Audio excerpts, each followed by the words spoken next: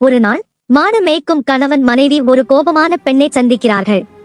தன் கணவன் வேறொரு பெண்ணை திருமணம் செய்து கொண்டதாகவும் அதனால் தான் பெட்டத்தம்மன் மலைக்கு செல்வதாகவும் அந்த பெண் கூறுகிறாள். தன் இருப்பிடத்தை யாரிடமும் சொல்லக்கூடாது என்றும் மீறினால் அவர்களின் தலை வெடித்துவிடும் என்றும் அவள் கடுமையாக எச்சரிக்கிறாள். சில நாட்களுக்கு பிறகு ரங்கநாதன் என்ற கடவுள் வடிவிலான ஒரு மனிதர் அந்த தம்பதியிடம் ஒரு பெண் இவ்வழியே சென்றாரா என்று கேட்கிறார்.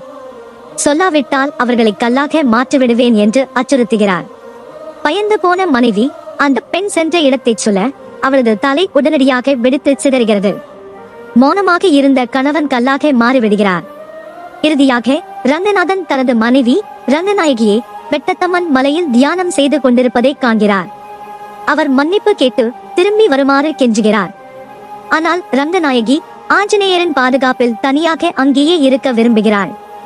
ஒவ்வொரு ஆண்டும் மாசி திருவிழாவின் போது தனது சன்னதிக்கு வருவதாக உறுதியளிக்கிறாள்.